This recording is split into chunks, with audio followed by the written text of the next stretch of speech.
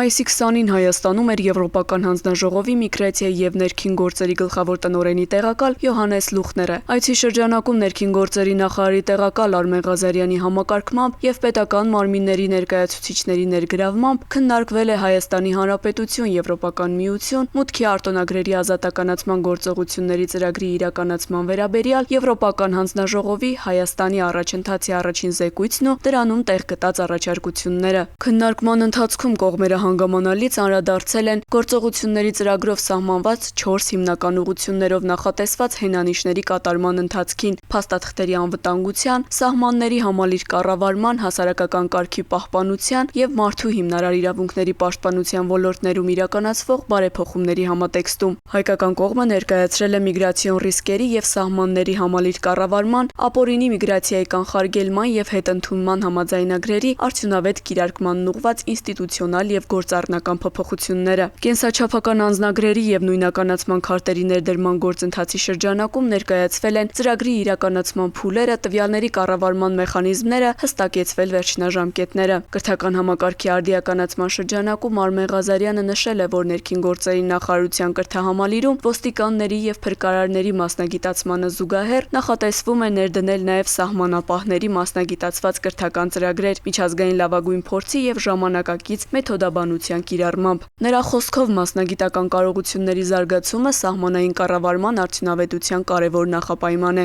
Անդրադարձ է կատարվել նաեւ հասարակական կարգին եւ անվտանգությանը վերաբերող հենանիշների կատարման ընթացքին։ Ներկայացվել են կազմակերպված հանցավորության կանխարգելման եւ դրա դեմ պայքարի ուղղությամբ իրականացվող միջոցառումները, այդ թվում հանցավորության կանխարգելման ռազմավարության եւ գործողությունների ծրագրի մշակումը, հետախուզության վրա հիմնված ոստիկանական գործունեության մոդելի ներդրումը, ինչպես նաեւ ծանր եւ կազմակերպված հանցավորության սպառնալիքների ազգային գնահատման համակարգի զարգացումը։ Քննարկվել են նաեւ Եվրոպոլի հետ համագործակցության շրջանակում Սիենա համակարգով օպերատիվ տեղեկատվության փոխանակման, միջգերատեսչական օպերատիվ խմբերի ձևավորման, ակտիվների վերականգնման գրասենյակի ստեղծման, կիբերհանցավորության դեմ պայքարի կարողությունների զարգացման եւ կիբերլաբորատորիայի ստեղծման ուղղությամբ իրականացվող քայլերը։ Անդրադարձ է կատարվել նաեւ թմրամիջոցների եւ հոգեմետ նյութերի ոչ բժշկական օգտագործման եւ ապօրինի շրջանառության դեմ պայքարի 2025-2027 թվականների ռազմավարության գործողությունների ծրագրի կատարման ընթացքին։ Եվրոպական կողմը մի շարք ուղղություններով հետաքրքրվել է նախատեսված միջոցառումների իրականացման հստակ ժամկետներով եւ ակնկալվող արդյունքների ապահովման ժամանակացույցով։ Եվրոպական կողմը բարձր է գնահատել արձանագրված առաջընթացը եւ կարեւորել Հայաստանի հանձնառությունը բարեփոխումների շարունակականության ապահովման հարցում։ Արմեն Ղազարյանը վերահաստատել է ներքին գործերի նախարարության պատրաստակամությունը եվրոպական գործընկերների հետ սերտ համագործակցությամբ շարունակելու մուտքի արտոնագրերի ազատականացման գործողությունների ծրագրի արդյունավետ իրականացումը։